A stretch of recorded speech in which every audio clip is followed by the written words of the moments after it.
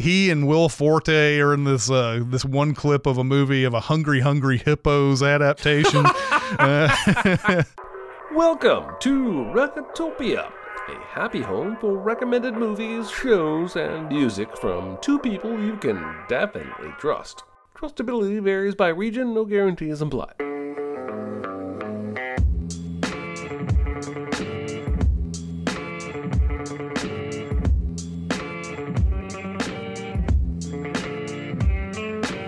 Now, here are your hosts, Chris Atkinson and Jeremy Scott. You the one killed our friend? That's right. I shot the boy too, and I enjoyed it. Hey everybody, this is episode 4 of Recotopia. I'm Chris Atkinson. And I'm Jeremy Scott. And welcome to all you lovely people out there in the chat who are joining us on Patreon. Love having you on the show and giving us some comments here and there. And today our big recommend is going to be Open Range. But before we get into Open Range, let's get into some of our smaller recommends. Jeremy, why don't you start us off? It's no big deal. Itty bitty living space. It's so small and light. It's small, it's tiny, it's petite, it's wee.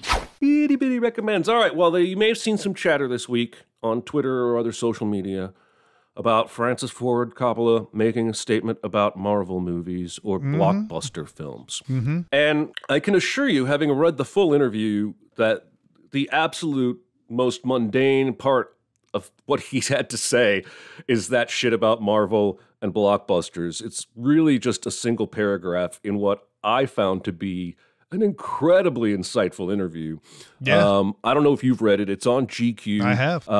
He kind of bears his soul really in an impressive way. He tells this guy things he hasn't said before in other interviews. He talks about this movie he's trying to make, that he's been trying to make for 40 years, which sounds like it's either going to be incredible or a beautiful mess. But it's about love. What is it called? It's like Megalopolis or Megalopolis, something like... yeah. Yeah. And he wants this to be a movie, much like It's a Wonderful Life, that people watch annually and like discuss. And here's a quote I pulled. He says, on New Year's, instead of talking about the fact that you're going to give up carbohydrates, I'd like this one question to be discussed, which is the society we live in the only one available to us? And discuss it. He is very humble, I thought, for a man that doesn't have to be humble. And at the same time, he casually says, because he's funding this movie $120 million of his own money. And he casually says, it's not like $120 million is all I've got. It's just very candid.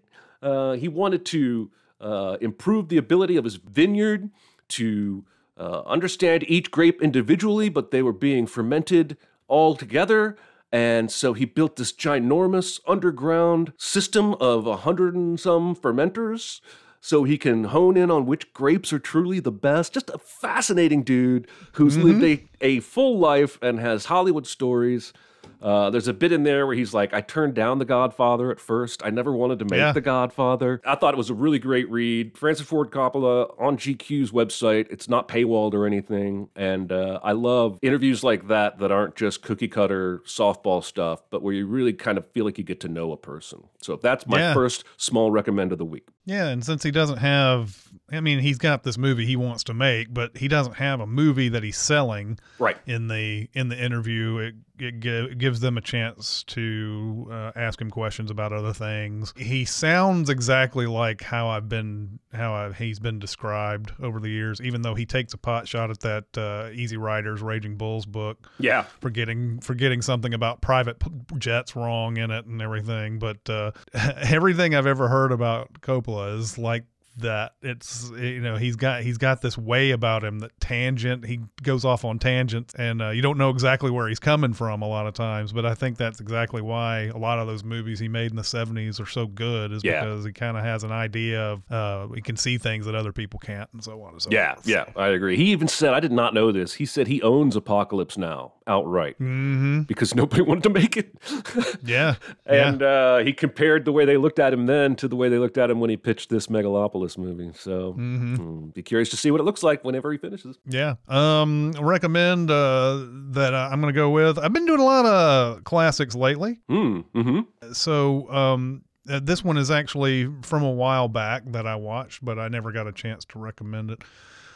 You've all heard of this movie. The movie's called Gaslight. It came out in 1944. It has Ingrid Bergman in it, Charles Boyer. It is about a woman who gets married to this man, and they move into what was her, I'm trying to remember if it was her mother's or aunt's old home. And during the course of them living in this house, Ingrid Bergman says that she hears things at night, and she has objects that mysteriously move around the house that she knows that she didn't move around the house, that her husband just ultimately says, none of this is happening. This is all in your head. This is, this isn't real. She starts off, this is what sort of the tragedy of Gaslight is, that she starts off so happy and she's completely normal and totally in love with this guy. And he seems equally in love with her, and they're at their happiest. But every time she says something that just sort of like, and we don't know exactly what this dude's deal is yet or why he's doing this. But every time she stumbles on something or sees something that's wrong or hears something that she thinks is wrong, he tells her that she's not and he slowly breaks her down into this kind of a mess as the movie keeps going further and further. And even when she thinks that she's better, and he's like, no, like every time she wants to go out, he's like, no, you can't go out. You're not well. Every time just basically says, no, you're not well. Even like in the very beginning, like just a little bit off, just maybe a tad bit off. And so he breaks her down methodically. Meanwhile, there's a detective played by Joseph Cotton who notices some things that are weird about their living arrangement and what's going on. The husband seems to go out at night and just takes walks or whatever. When she's by herself at her house, the gaslight of the lights around the house and everything dims slightly, and she doesn't know what the reason is for that. And of course, anytime she brings it up, her husband's there is like, that's not actually happening. Joseph Cotton finds out that there's definitely something going on wrong with this house, this couple. Something's off about this guy. He starts investigating. He starts seeing digging into this guy's past. Which a very intriguing past, by the way. And he starts to be suspicious of him, and he even follows him at one point where he's walking, and the guy just disappears, and he's like, where in the world is he going? And they kind of figure out that this guy is going back into the house.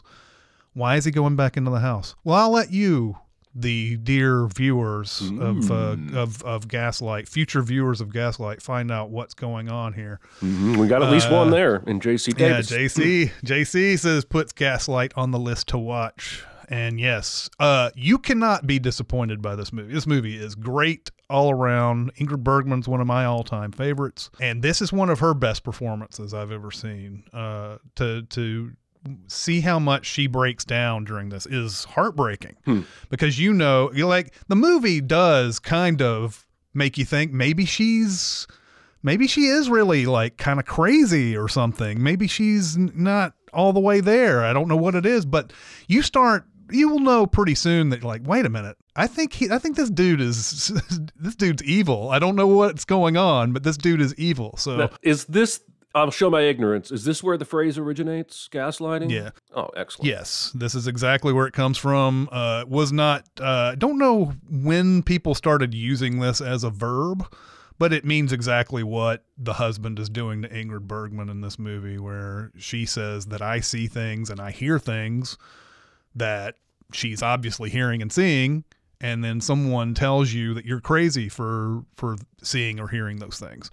And that's why now it's become a huge thing, because we live in this misinformation media and everything, and a lot of things that people see right in front of their eyes, people are denying like Yes. you did, like you're crazy. So that's that's exactly where that comes from. Excellent. Good recommend, man. This show is eclectic. I can't say that I'm part of the show. I'm Going off prep. That's one of my favorite things to do, and I'm going to recommend a graphic novel combined book compendium thingy do. I don't know what they call it. Omnibus, I think, is what it's technically called. Ooh, really? And it's Batman Night of the Owls. Now, I have read this twice. Once a few years ago on a plane, and then once a few months back. What's neat about this one is that it runs... If you were buying all these issues as they came out, you would have had to buy issues of 2 separate Batman books, a Robin book, a Nightwing book, a Birds of Prey book, because the story ran through all of those books. And Night of Owls is about basically this court of owls, this shrouded society that for hundreds of years or more has controlled the fate of Gotham by pulling strings. And they were heretofore unknown to us, right? And they have assassins called Talons, who are basically badasses. And this Night of the Owls, a bunch of Talons attack Bruce Wayne in the Batcave, and he has to, like, defend his own home. Some go after Nightwing. Some try to assassinate a guy at Arkham. And so each of those characters I mentioned, right, Red Hood is even in this, they are all tracking down some lead or some assassin or following up some investigation, and it all culminates in some really interesting stuff. And I have a lot of Batman omnibus books. I'm a big Batman guy, but you don't often see the full Bat family in those. It's usually maybe you know, Batgirl's in. Oh, she's in that too. Batgirl's in this. Maybe Batgirl will be in one, or Robin will be in one, but not the whole family trying to solve the same crime. So I really like it. And one of the reasons I wanted to bring it up is that I think there may be a little bit of this in the upcoming The Batman movie. In this particular story, there's some more exploring of Batman's ancestry, which I think this movie is going to do. Of course, this movie also looks like it has a lot of The Long Halloween in it, which is weird because The Long Halloween was heavily pulled from for The Dark Knight. So there's a lot of Batman stuff to pull, of course, but this is one that I really enjoyed, and you can probably find it on Amazon or your local comic shop. You said it's an omnibus, so there's several different comics that are in this? Yes, and artists. The main writer is Scott Snyder. He's relatively famous, and the main artist is Greg Capullo. I think one of the more famous DC artists. But there were dozens of writers and artists throughout this thing. So, all right, great. That's it sounds awesome. I've read The Long Halloween, and I've read a few others, but not nearly as many as I probably should. So, well, there you go. Another one to put on the list. Yeah. My second smaller recommend is an Apple TV show called The Afterparty. Both Jonathan and Aaron were jumping all over this show and saying, you got to watch this. So, took me a couple of days to get through the 6 episodes that are currently available. The Afterparty, concerns an afterparty that comes after a 15-year high school reunion. Dave Franco is this since they've last seen him in high school, he's become this huge pop star named Xavier. And there's a number of people in here like Ivana Glazer, there's Sam Richardson, there's Ike Barinholtz is in this. There's a million people that you've seen before, comic actors who were great. What's his name? Ben Schwartz is in this. Oh yeah. And so this guy, Xavier, the very first thing in the episode is you hear, "Oh no!" and then you see Xavier fall to his death from the balcony of his house. And so in comes Detective Tiffany Haddish, who is being told by her department, we don't want you to do too much investigating. We want this other guy that we're calling in to do it, but she's taking it upon herself to do all the investigating because she thinks this other guy is going to fuck everything up. So she's conducting interviews, and so every interview is, you know, if you want to talk about Rashomon type stuff and everything, every interview tells you a different perspective of the story, starting at the 15-year high school reunion and then going on to the after party. And everybody's got their own little stories from, you know, from what happens at the high school and what happens at the after party. Sam Richardson's in love with this one woman. He was in love with her in high school, but never got around to asking her out or anything. And then she ended up marrying Ike Barinholtz. And at the very moment that at this point in time, Ike Barinholtz has just been found cheating on her with Ivana Glazer. So they're about to get divorced, and Sam Richardson thinks this is the time I'm going to finally get my chance with her. And her name's Zoe something. I've never seen her before. But she plays a character named Zoe too. How convenient. How convenient. Yeah. So yeah, every episode so far has been Tiffany Haddish gets one of the guests at the after party to tell their side of what's going on. And everybody's got this, you know, well, this is what was going on. And everybody's got like slightly different takes. And obviously, except for the Ben Schwartz one, which is an all musical one pretty much. I mean, it's not all musical, but like he comes in, there's like 2 or 3 songs in the Ben Schwartz one. But it's funny listening to the different lines that get said on everybody else's perspective. Like, you know, like there's Xavier has set up this big thing full of shrimp or something. At some point he calls it a prawn thing. Another time it's a shrimp thing. Another time, you know, like everybody's got a different take on what he said. You know, and that happens throughout it's what's probably going to be pretty good for rewatch value on this show is that going back and sort of hearing what everybody says after the fact, after you've seen it for the first time. But so far this has not finished as of this recording. There's 2 more episodes left, so it's very funny.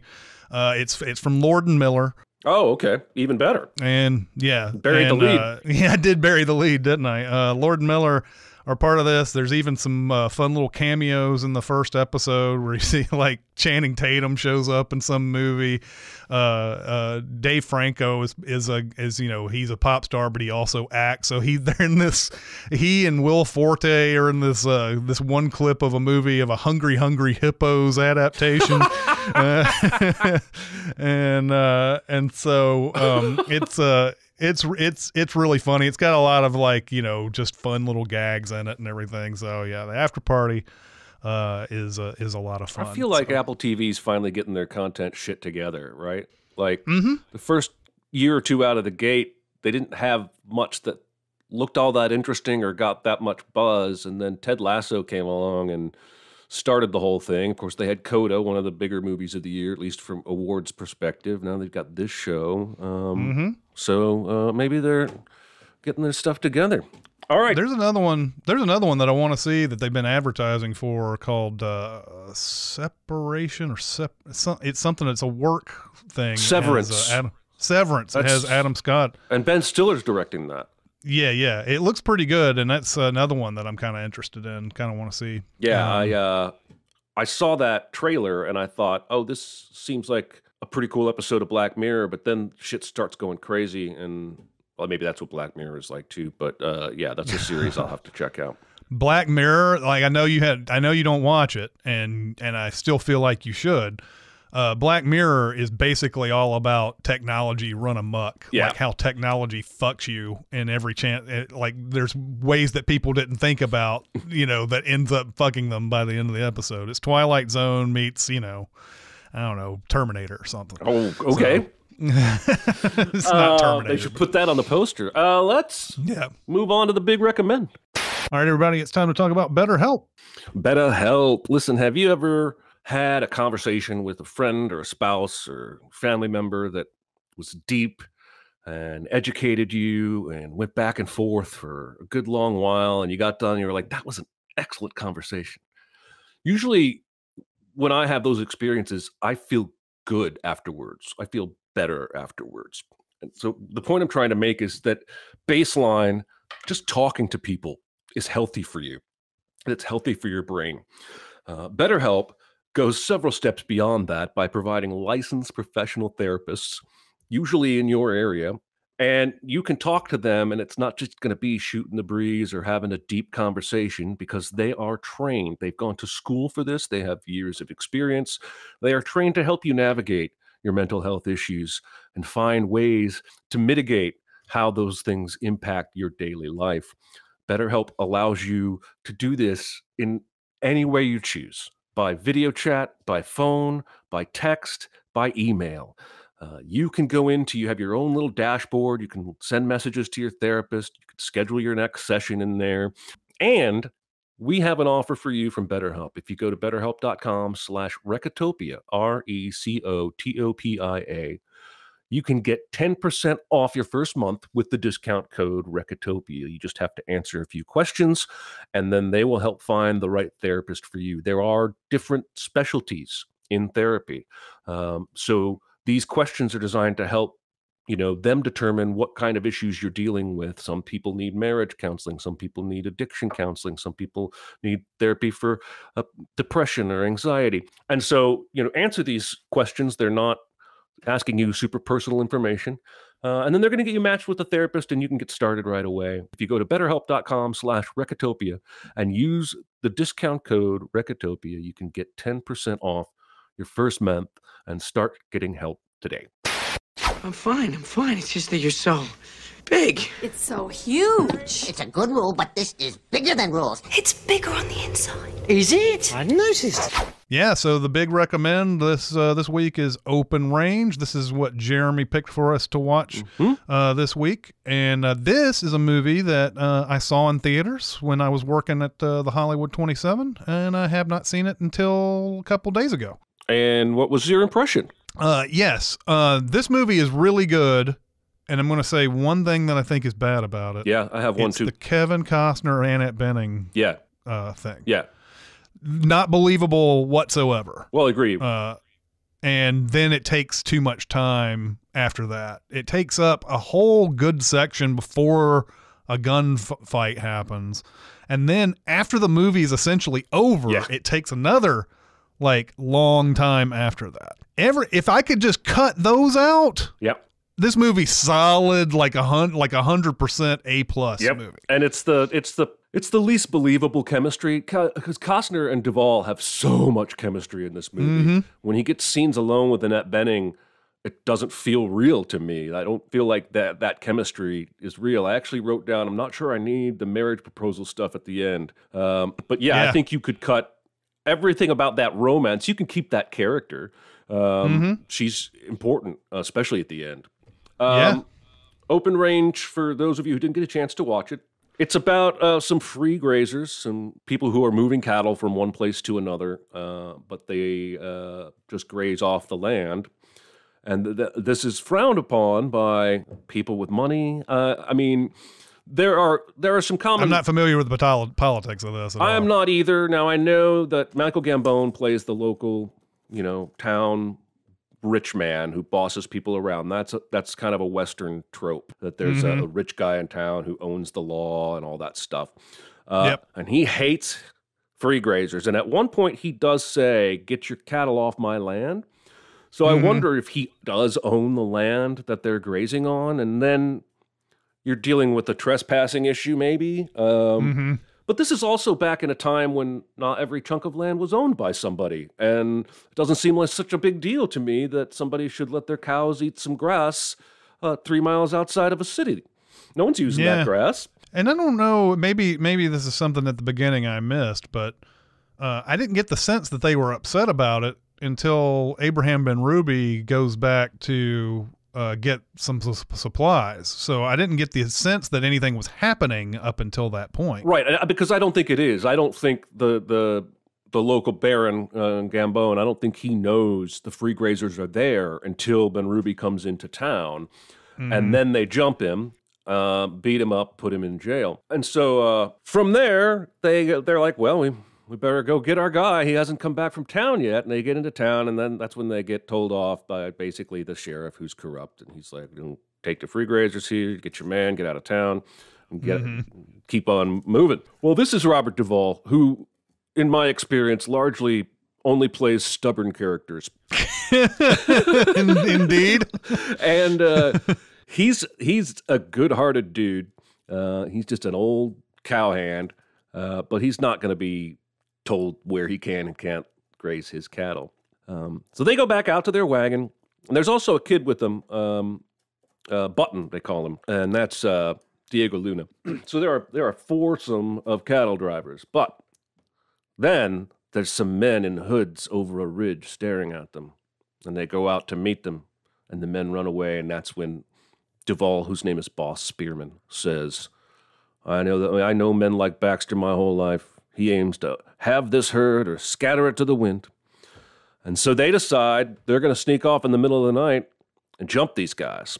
And they do, and it's a freaking awesome scene because they absolutely humiliate and beat the shit out of these guys. This scene, too, by the way, we often complain about scenes that are shot in close-up, in dark, and edited quickly. But there's something about this one, which has a lot of those same elements, that's done exactly right. And I don't know enough to say what it is, but it's like every time something happens, it feels right that action happens on screen. Yeah. At the very moment that they cut to it.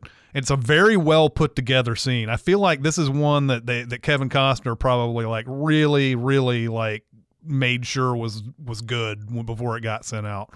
Oh, and yeah. That one, it's excellent. Oh, yeah. And Costner, if we didn't mention, is the director here as well as one of the two stars. And I meant to open with, there are three kinds of Costner movies I will always be up for watching. Westerns, sports movies, and movies where he plays a serial killer who has an imaginary friend. Yes. So while they're jumping these guys in the woods, unfortunately, some other bad guys are jumping Button and Mose, who's been Ruby, back at the wagon. So Costner and Duvall race back. And they find that Mose Ben Ruby is dead. The dog is dead because only bastards shoot dogs. That's and right. They have shot Button, who's a kid. I believe at one point they call him a 16-year-old kid. Yeah, I'm not sure if he's still like. I think they find him when he's 16. Because apparently it's like when he was eating stuff out of dumpsters or whatever, they found him around. That's where they find him. But yeah, he is young no matter what. Yeah, and so and the wagon is all ransacked and busted. And first things first, they take the kid to go see the doctor. There's a doctor that lives just outside of town. That's where Annette Bening keeps falling in love with Costner. But this is where momentum starts to build. I said last episode, this is a slow burn. Like, from this point, at this point, there's going to be a big fight at the end of this movie. But I enjoy the skirmishes along the way where they shout down the sheriff in the diner and they go outside and they're having this argument because Costner had an idea and Duvall didn't like it. And then Duvall changes the subject and goes, "How do you like my speech in there?" Costner goes, "Liked it." They end up in a bar where they order a couple of shots. And the bar is owned by Baxter, the town baron. So the bartender refuses to serve them and they go ape on him. Costner throws a glass down the length of the bar that smashes in the bartender's ear. And then he ultimately has to pull out a shotgun and shoot the no free grazers sign. And then he goes, "Now we'll have our drinks." Yeah. There's a lot of great line delivery in here, and it's written, real folksy cowboy-like. And then they do the ballsiest thing I think I've ever seen anybody do in a Western like this. They go straight to the sheriff's office because they find out his men are waiting to kill him. And they take the sheriff prisoner and put him in jail and chloroform his ass. And then when those dudes come back, they chloroform their asses and put him in jail. And that all leads to what is, I think, one of the best gunfights in any Western I've seen, at least any modern Western. It goes on for about 25 minutes. Yeah. There are moments right after it starts for about 6 minutes. It's the Wild West version of the shootout in Heat after the bank heist. Yeah. In terms of everything is staged very well. Watching it this time, I was really impressed with the continuity in both this scene, but with the town, because the town floods in the middle of the movie. I was about to bring this up. And then later it's muddy and still wet, and the building that fell in the flood is still falling over. Yeah. And I read on Wikipedia they built this town from scratch because Costner wasn't pleased with any of the existing Western towns that they could have used. And they had to build a 40-mile road, or $40,000 on a road just to get to the filming location. That's how remote it was. And they built this whole entire town out there. What did you want to say about the flood? Well, that was exactly what the exact thing that you brought up that I actually laughed, and not because it's inherently funny. It's just that early on in the movie, they're trying to get into this cafe, and they have a big, huge like puddle of water that's in front of the thing, and they put a little plank down so that they can walk over it. And so Duvall gets over the plank, and then the plank falls into the water and they can't retrieve it, and Kevin Costner has to get like all of his feet soaked walking into the cafe. But the board comes down and starts slamming up against that part that's getting built, and then we suddenly just see it like kind of fall to the side, and he says something to the effect, well, don't be building your buildings in mud then, or something like that.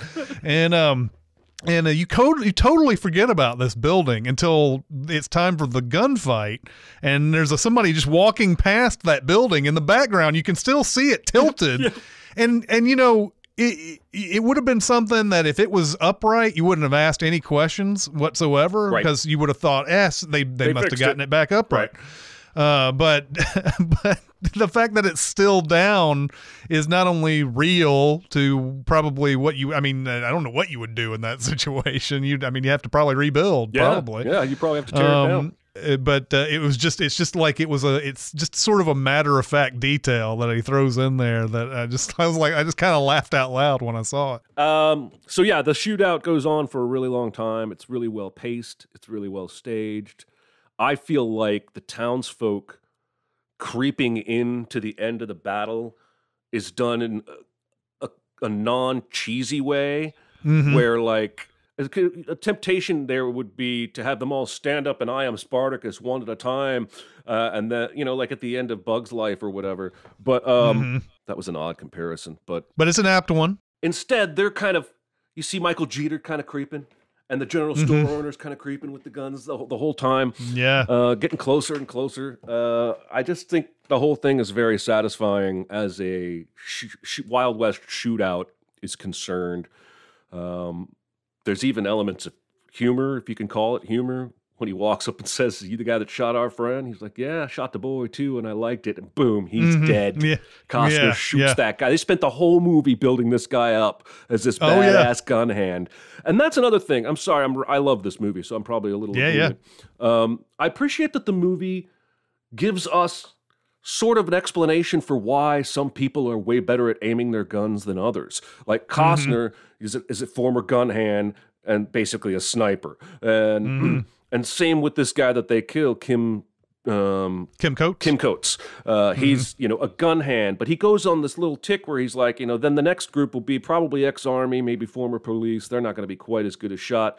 The final group will just be cowhands. They're not going to stand and fight. They're going to run it. And so when the gun battle is happening and some bullets are hitting and some bullets are missing, there's an explanation for it. It's not just like we're stormtroopering so that the heroes can stay alive, and also the heroes get shot a couple times too. So yeah. I love everything about it. I love the relationship between those two men, how it feels like there's such a history there. I'm going to stop rambling and let you ramble a little bit now. It's a different kind of Western. I mean, it's got the same elements of any other, like there's going to be a shootout in this town, at the crack of dawn, high noon type movie. We know Westerns, how they go about it. And usually you either have someone corrupt running the town that everybody hates but nobody has the power to stand up against, and you have good guys who show up who want to fight those people later on, or you have some other. I think High Noon. It's bad guys who used to run the town are coming back to the town to fight, and Gary Cooper ends up being like, okay, well, we can't let this happen. We're gonna have to kill those fools. I remember Gary Cooper saying that. We got to kill those fools. We got to kill those fools. This one's a little bit different because these are two guys who are minding their own business, have no intention of being in this town whatsoever.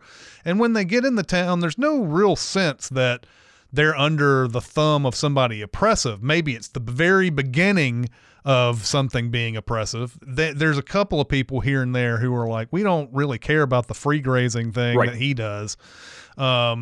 So maybe it's just the very beginnings of a town that's eventually going to be like something like this, like something that's going to be a real corrupt town.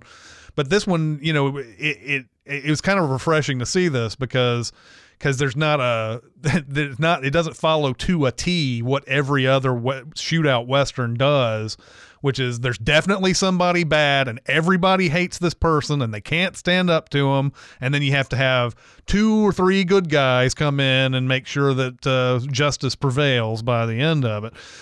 So this is a little bit different from most Westerns that you've seen. It's got the same elements. I mean, it ends up the same way by the end, but I enjoy that there's a little bit of a difference here. I don't know if Kevin Costner intended to make it like this town, there's not anybody like really just upset about Michael Gambon being in this, being their leader essentially. I don't know if he meant for it to be that way. Maybe we're supposed to see that this is an oppressive place to live, but I like the fact that it's a little bit different from that. It's not completely there yet, at least. I like to look at it that way, that it's in the beginnings of that, and it's not towards the end where we usually see these Westerns. Jeffrey says he remembers they put that Costner shooting Coates moment in the trailer. And that apparently sold him on the movie. That moment is, reminiscent to me of the Indiana Jones moment where the guy does all the sword stuff and he just shoots him, or even Young Guns, where Emilio Estevez is like, hey, I see you got Bobby Shyster or whatever his name is out there with you. And he goes, shoots him. Well, you don't got him anymore. But I hope Young Guns 2 is not like, I hope I just didn't ruin your super secret double feature. No, you didn't. There's no way. There's not. By the way, I'll just tell you right up front. There's no way in fuck you could have ruined my double feature. Excellent news. Then I will go ahead and say the shootout at the end here reminds me and rivals the shootout at the end of 3:10 to Yuma. Which is also fantastically staged and shot and lasts a long time and stretches throughout a whole town.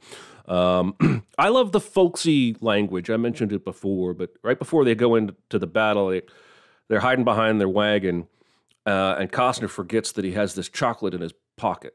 He takes it out and it's all melted.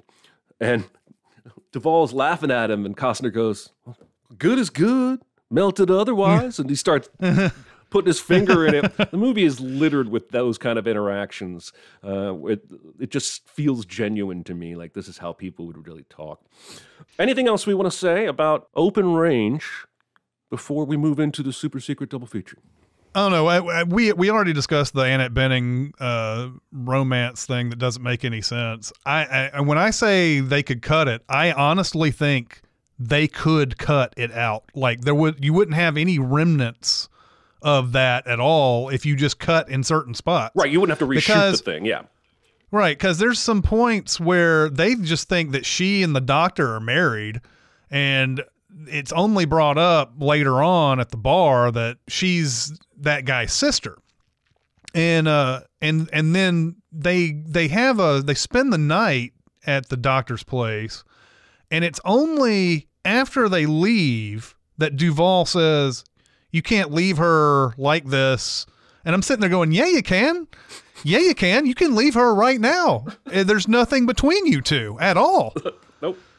And I was sitting there thinking, you could cut it just when he leaves her and says, well, goodbye or whatever. They can just cut right to the next thing, and then they can cut out the ending. Yep. They can cut out the whole ending of it, where after they're done with the fight. I mean, you could still have her riding on a horse with them later or something. I don't know, but you don't even need that. No, I mean, you could, once the fight is over, I think you can be done. And I don't even need to see Boss and Charlie riding off to let's go get our cows, and then it kind of goes slow-mo as it fades to black, and I'm like, all right.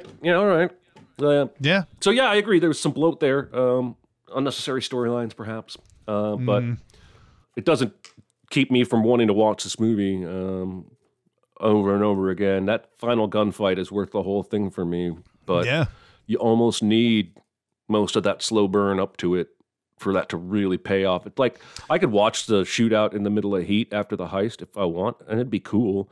But all the stuff that leads up to it makes it even cooler and more tense.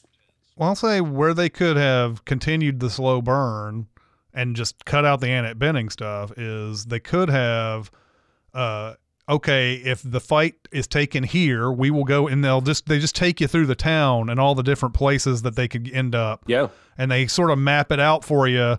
This is something that's just woefully missing from most movies, in my opinion. Maybe it's just me that, a movie. Now, this movie does kind of give you what's the 411 on everything, right? It kind of tells you, all right, we need to go back here where there's more guns and all that. Right. But I feel like there's a lot of movies out there that just want to like surprise you and be like, we don't want anybody knowing about that because that's a surprise. Well, a lot of times it's way more interesting to know what's going on before they spring something on you and you're like, how'd they do that? Yeah. And I hate that. So anyway, funny are we ready for the double feature? Let's do the super secret double feature. Be very, very quiet. Secret? What secret? Our dirty little secret. I tell you something I've never told anyone. The super secret double feature. We're ready to do that. What's funny to me is that JC mentioned Lock, Stock, and Two Smoking Barrels, which is not my double feature, but it was considered. It was highly considered. The main reason why Lock, Stock, and Two Smoking Barrels is considered is because it is a bunch of people who are getting in on a situation that they don't realize. They don't realize a lot of the things that are going on they're kind of innocents. In a way, they're not really innocents. They're trying to steal money, but like they're trying to steal dope and money, I think. But there's a lot of like different interested parties that are all getting involved in Lock, Stock, and Two Smoking Barrels, and they just happen to get like it's. This movie is awesome. I love that. I would imagine this is going to be a full recommend episode one day. Oh yeah, Lock, Stock.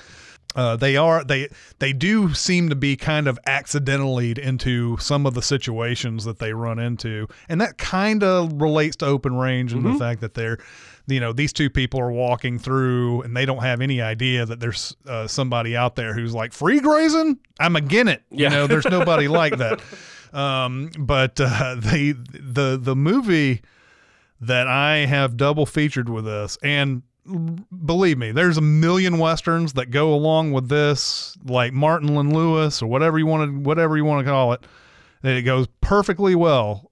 I'm not gonna, be upset if someone came up with a western just for Open Range, because that's what you're gonna do.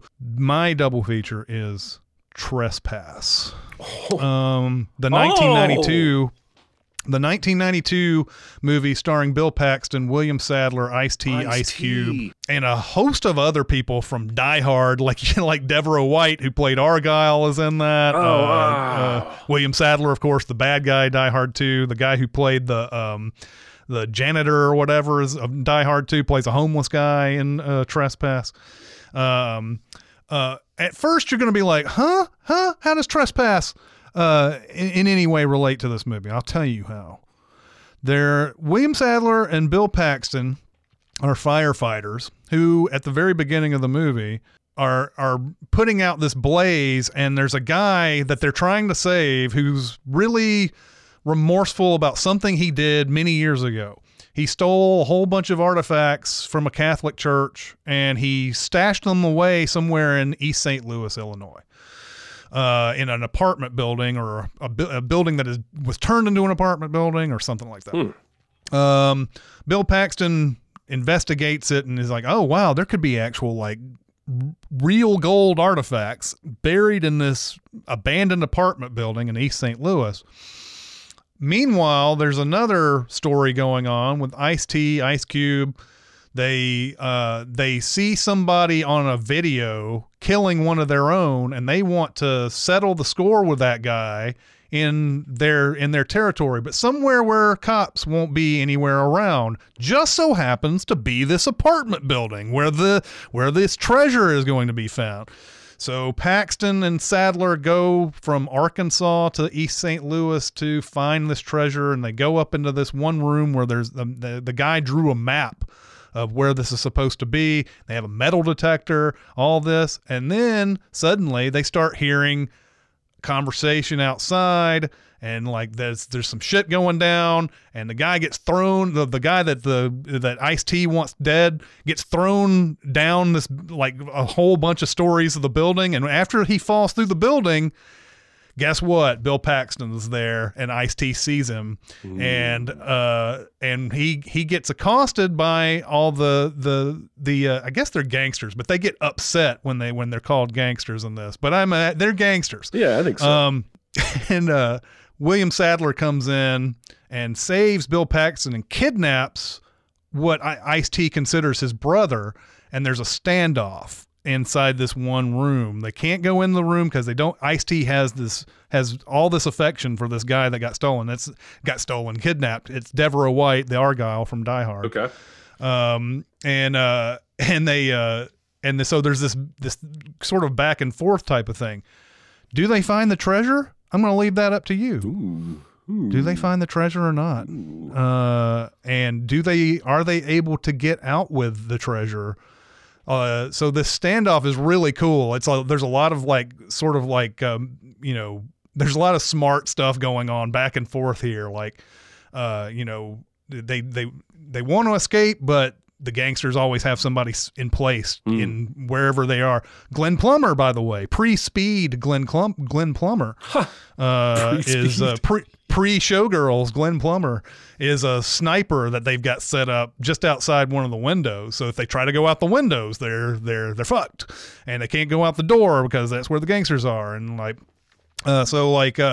this movie is really good. I don't know, 6.3 on the IMDb. I'm a little disappointed in you voters on the IMDb for giving this a 6.3 total aggregate. The comparison between these two is more stark when it's towards the middle part of the movie, and Ice-T is asking them why they're here, asking Bill Paxton and William Sadler why they're here. And once they start, I don't know if Ice-T ever gets wind of it. Some people never get wind of the fact that there might be gold in there, but some people do, and they're like, this is our territory, that's our gold. It doesn't matter if you came in here to look for it and nobody knew about it. That's our stuff, that's our territory. And that's what's the open rangey about this, is that it's two people who have absolutely nothing to do with these gangsters whatsoever, walk in on their territory unknowingly, and they try to accomplish something that it ends up being, hey, this is these gangsters' gold, if you really want to put a fine point on it. And then of course there's a big shootout at the end. So there you go. Yeah. JC says I clicked the wrong one. JC says the real treasure was the friends we made along the way. Well, isn't it always? Yeah. I feel like this happens in most movies. Yeah. It's the friends we make along the way. All right. Yeah. Now, it's time to give out some homework for next week's Big Recommend. And that is Chris's call this week. And what do you have for us? We're going to do Jackie Brown. Pamela Greer is Jackie Brown. Have you ever seen those? You ever seen those trailers? I remember getting so excited about this movie just based on the teaser trailers where Quentin Tarantino kept on saying Pam Grier is, and then she comes down to the lock and says Jackie Brown, and there's Pam Grier is, and it's a different reading, and then he goes Pamela Grier is Jackie Brown, and you see it in the movie. It's a brief shot of her going to the lock and going Jackie Brown. The live chat for that one will be March 1st. For an episode that will be released on March 7th to the general public. There you go. Okay, so then we can talk about this, right? I think so. Okay, all right. Yes. So we're going to do something different after that episode. Jeremy and I are going to watch The Batman on March 9th. And then we're going to do a show for it on that following the 14th. That'll be the live show for that. And then it will come out on the 22nd. That will be right. Yes. I think you're correct. I could be wrong about that too. Oh no, we were doing this. Yeah, I think that's right. Either way, once we get there, we'll get there, but we're going to do to the Batman and after that, but the next one will be Jackie Brown, and definitely start watching that early. It's like a little under 3 hours. So, yeah. Okay. But I swear to God, it's a really quick 3 hours. Man, it moves. It moves. Mm-hmm. Yeah. Let's get into some questions. Question. I got something to say. I want the truth. I am listening. All right. So we're going to start with a question we got via email. We got a lovely email from a listener, and there are 3 criteria for this question. It's like quiz show. You can take the third part first if you want. Right. What movie makes you cry the most? What was the first movie that made you cry? Which movie made you cry most recently? Now, I don't know if I cried when I first watched this movie, but I would say that at this point, it's probably the movie that has made me cry the most, and it's Dead Poets Society, because there are 2 things in this movie that can make you cry. It's weird to me that there are people out there. I think Roger Ebert was one, and I even saw a YouTube thing where they think Dead Poets Society is trash for some reason, and I don't know why that is. I guess to each his own, but I'm surprised that it takes, people have takes like that. Anyway, Dead Poets Society has 2 major moments, and as I've gotten older, especially like at the very end, everybody's doing the "Oh Captain, my Captain" thing, and that part always gets me. That these guys would risk expulsion to tell their teacher goodbye in this dramatic way at the end. The first movie that may have made me cry, and I don't remember, I don't mark these things down, but I feel like I teared up in Glory when Denzel Washington is getting whipped in that scene, and he just stares at the at the camera essentially while that's happening. I don't know if Denzel Washington may not have been as huge as a star as he was when that movie came out. I seem like I knew him though, even then when I was 12 years old. But like I believe that was one of his first really big. Like he'd been doing stuff throughout the decade, obviously, and he was on General Hospital or something. One of those hospital shows. St. Elsewhere. But that one for sure. And the most recent one is Coda. Coda's got that couple of scenes in it too that make you tear up. So and my answer for most recent is Coda as well. Mostly because we reviewed it we talked about it on this podcast a couple weeks ago. That movie's probably always going to get me at the end. The first one that ever made me cry is probably, I honestly don't remember. I'm sure I was 5 or 6 or 7. I'm guessing it was either Old Yeller. I know I cried at Wrath of Khan when Spock died. The first time I saw that, I would have been 6 or 7 when that movie came out. And then the one that makes me cry the most is About Time with Donald Gleason. Oh, yeah. Where he can go back in time, and there's a father-son relationship in that movie that well, it just hits me in the right feels. And when that final shot of them, they have one last moment together, and he's like, "What should we do?" And it cuts back to them running on the beach, like when he was a little boy. And just like buckets of tears just come out every time I see that one. All right, let's move on to another question. All right. What is the best film score from the last 2 to 3 years? You know, the one that stood out to me the most is If Beale Street Could Talk. I remember you saying that. Yeah, it came out in 2018, but it's still basically a 3-year-old movie at this point. But that one, for some reason, that one was particularly affecting. I know that Jackie also had a pretty good score in it as well. But If Beale Street Could Talk is the one that there's something magical about that score for me. That just stood out among all the noise that you hear. Like I don't really notice scores until until they're like really, really, really good, and so that one just stood out to me. Yeah, good call. I'm going with Power of the Dog, a friend of the show. Yeah, which was really unsettling. Sometimes a score is moving. Uplifting, evocative of other emotions, but this one is like anxiety-inducing in all the best ways. Sometimes it's just noises that are going on in the background, but I noticed it both times I watched. I noticed how much that was adding to my own experience of anxiety for the sake of the characters, not my clinical anxiety. I thought that was a really effective score. By the way, not that the final season of Game of Thrones is anything really to be happy about whatsoever, but the score that went on throughout that season was really good. I remember being really amped and excited for that, but like everything else, I was like, "What? Huh? What was this? What was this all about?" So, all right.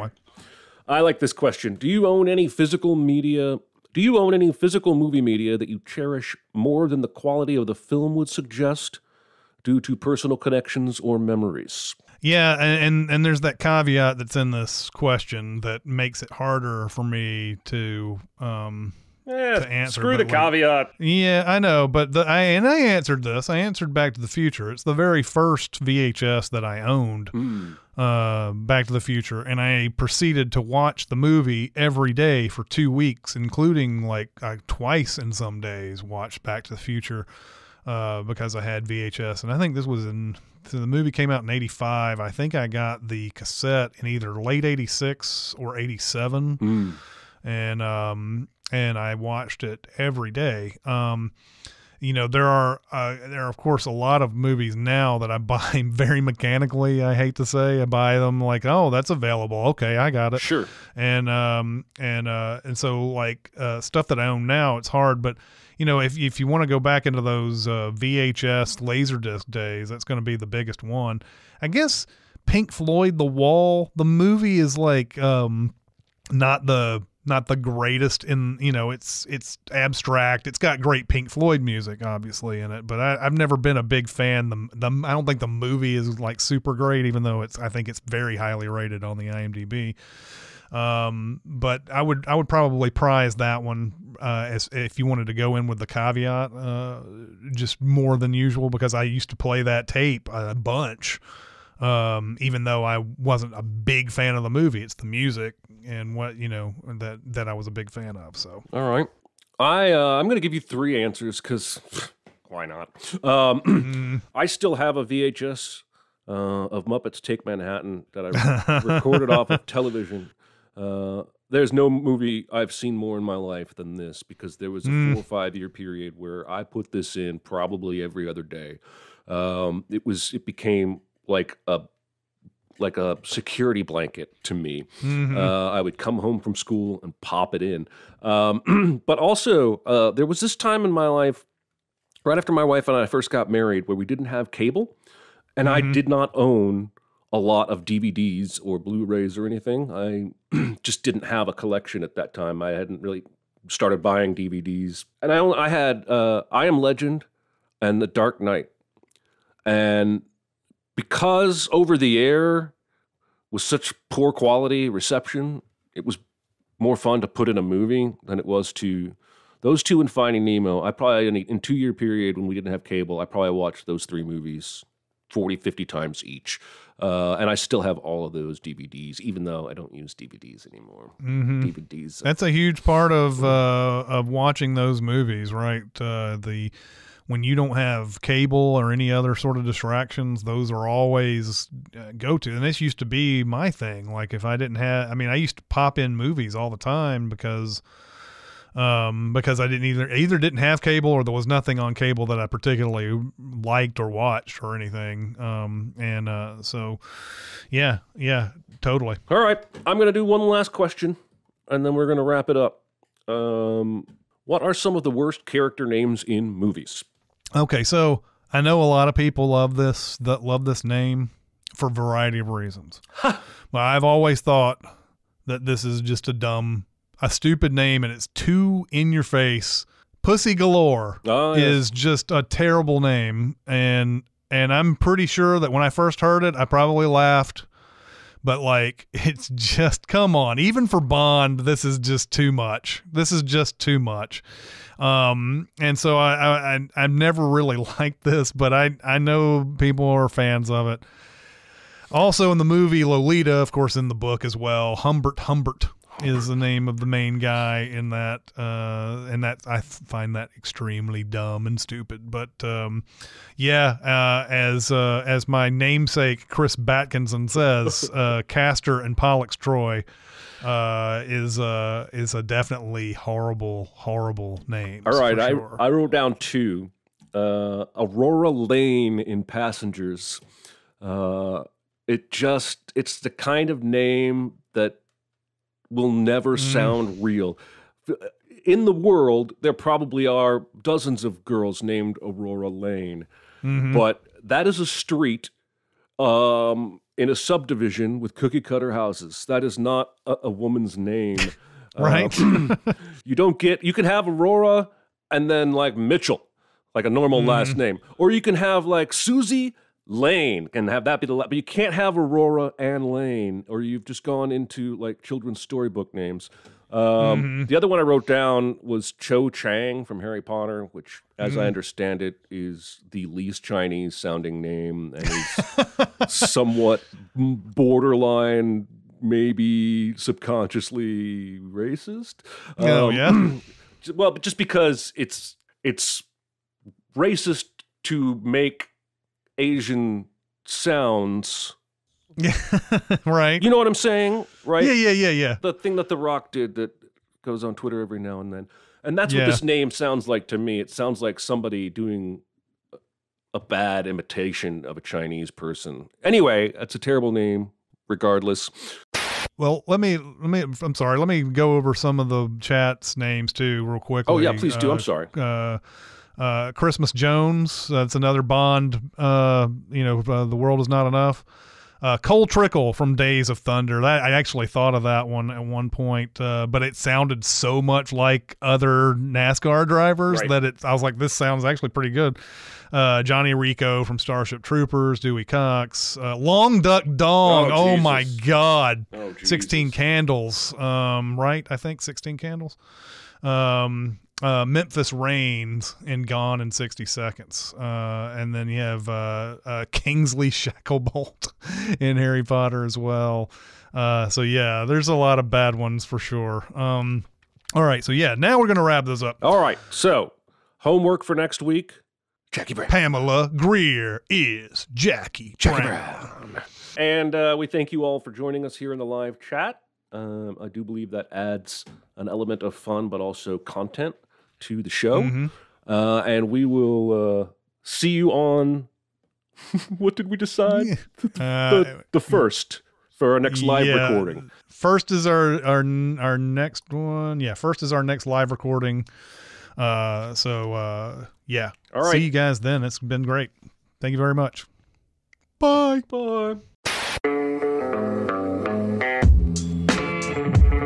Be a part of the live show by being a member of the Sin Club at Patreon at patreon.com/cinemasins. Chat with us on the Cinemasins Discord at discord.gg/cinemasins or Cinemasins Twitter at Cinemasins, and email any comments or questions to Recotopia at cinemasins.com. That's RECOTOPIA at cinemasins.com.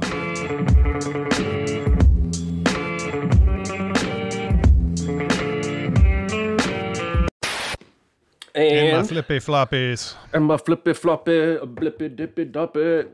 It's the 1 year anniversary, not to the day, but they're playing the golf tournament that they were playing when Tiger Woods wrecked his car and jacked up his leg. Oh. And he's the host of this tournament.